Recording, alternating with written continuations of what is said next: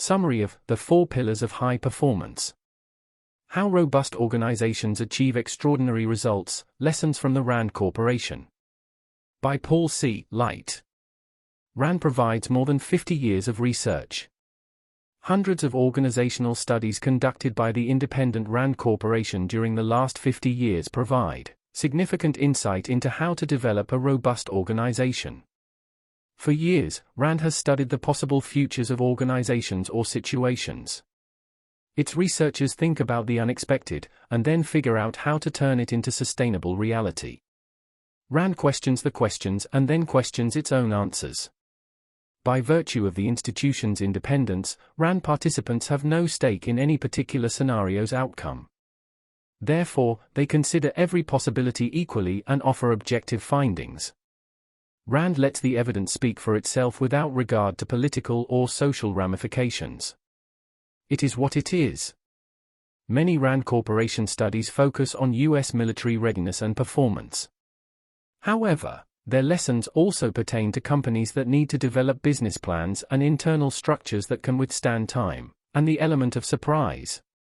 Comparisons to war, conflict, national policy, international politics, preparedness, maneuvers, challenges and analyses, while critical and urgent in the context of national defense and the protection of human life, reveal insights that also apply to creating strong organizations. 4 Pillars of High Performance. A robust organization has the strength and perseverance to sustain itself for the long haul.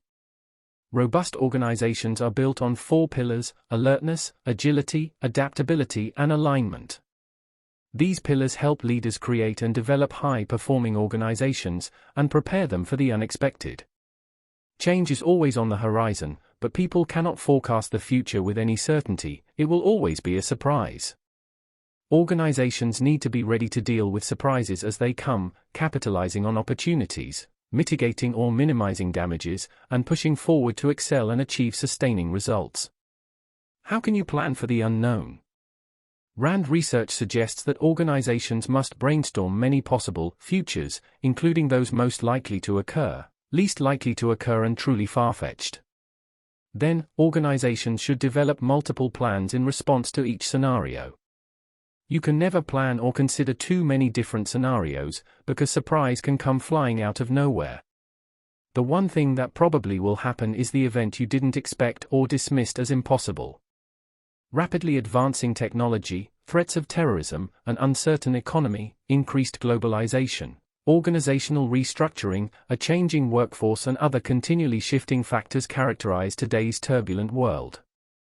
To be ready, robust organizations use the 4 pillars of high performance, which are: Pillar 1, alertness. Robust organizations are alert to change. They recognize that the world is uncertain and that they may be required to change in response to emerging developments, future events, or new conditions.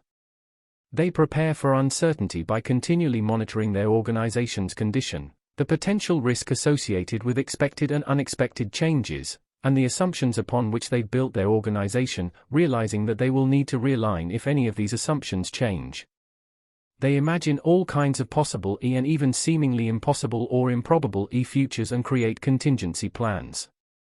By considering every possibility, they prepare to remain viable despite surprises. To maintain alertness, organizations must define performance specifically, measure it with quantitative and qualitative measures, communicate the results, and prepare to respond accordingly. Since the factors that you measure will be the ones that get attention, be sure to measure the right things. Build in checks and balances to deter or detect fraud or manipulation. Pillar 2, agility. Robust organizations are agile. They adapt quickly to changes as they occur, whether that means seeing and capitalizing on opportunities or minimizing the effects of catastrophe.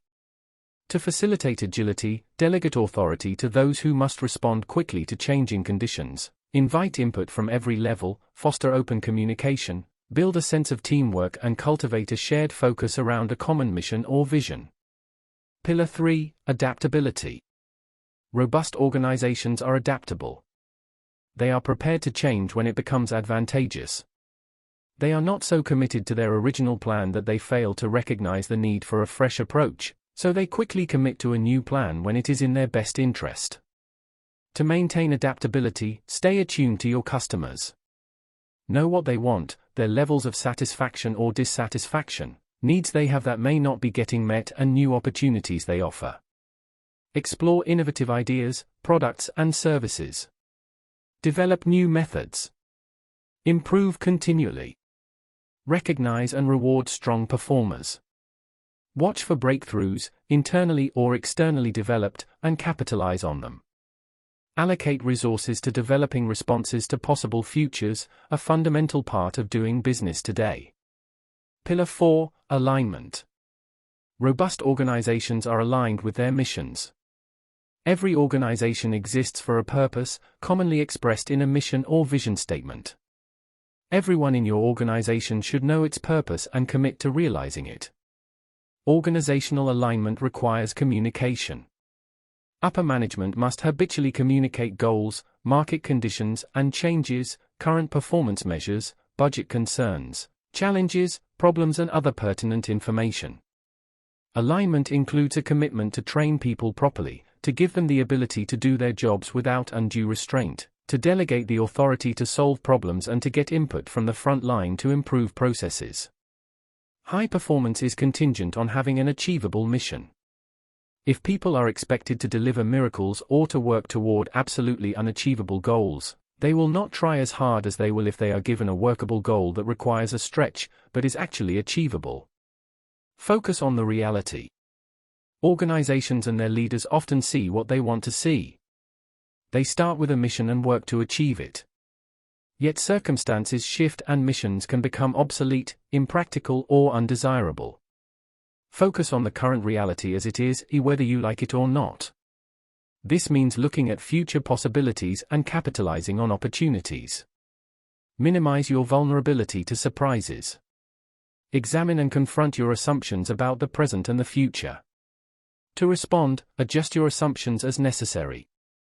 Focus on what is, even if it is not what you want the situation to be. Organizations become most vulnerable when they are ignorant. They believe what they want to believe rather than facing hard reality. Inflexible, they stubbornly continue on their present course without regard to the fact that it is no longer effective. Indifferent, they don't seem to care that they are becoming obsolete or focusing on the wrong things. Inconsistent, they aren't focused. People are not committed to the same outcomes. Robust organizations do not fear change. Robust organizations recognize that change is inevitable and should be embraced when advantageous. They do not stay stuck in the past, but instead they focus on developing a corporate culture that welcomes change as an opportunity. Such organizations are prepared to change when circumstances change, whether it requires a slight organizational tweaking to become more competitive or a complete overhaul to stay viable. Implementing such change requires supportive leaders, a motivated and engaged workforce, continuous communication among all parties, perseverance, determination, and hard work. Today, organizations are changing quickly in response to a rapidly changing world. This constant evolution causes uncertainty and results in huge challenges. Perhaps the problem is too much change. Weigh the cost of change and the probable success or failure of a given change before trying to implement it. The RAND Corporation measures change in terms of its velocity, pace or speed, and vector, its destination or scope. While radical or extreme circumstances may require high velocity, broad vector, immediate, radical, organization-wide change, according to RAND studies, organizations that focus on low velocity and a narrow vector are likelier to succeed. This means gradual, long-term change beginning in a small area and spreading outward as it succeeds. For sustainability, achieve slow, steady growth rather than rocking the boat dramatically and possibly capsizing it in the process. Often, organizations must combine high-velocity, broad vector changes with longer-term, low-velocity, narrow vector initiatives. What makes high-performing organizations different? To create a strong organization, examine the differences between high-performing and low-performing organizations. RAND Corporation studies found that some low-performing organizations are designed to fail from the very beginning, due to lack of mission, goals, or belief in their own success. While many outsiders assume that high-performing organizations are well organized and low-performing organizations are more dysfunctional, that is not always the case. Oftentimes, a high-performing organization in the throes of rapid adaptation to change, a sign of a strong organization, can seem very messy and disorganized. Efficiency is not the best measure of performance. An efficient organization may not be able to respond to change, but an organization with some excess capacity can respond more quickly and ultimately perform better. Organizational structure and hierarchy do not determine performance. Every organization must be structured according to its specific purpose. Charismatic leaders do not assure success. While such leaders are a pleasant bonus, many organizations achieve high performance with smart, disciplined, focused leaders, while many organizations with charming leaders do not perform well. Good management is not a key factor in performance. Organizations with good management can fail, and organizations with poor management can still succeed. High-performing organizations have competition, and it helps them stay on the cutting edge. Organizations without competition tend to become complacent. High-performing organizations collect and analyze data, and share it with all relevant parties. They communicate well and work together. Low-performing organizations don't have the data they need, they are often ignorant of what is really going on. High-performing organizations delegate authority to staff to act in the best interests of the organization. They encourage participation and input, and they collaborate with a mutual focus on the organization's mission. Low-performing organizations lack adequate communication and collaboration. Everything a high-performing organization does revolves around its specific purpose or mission. Low-performing organizations often get deterred from their primary purposes or set themselves up to fail by developing unrealistic missions.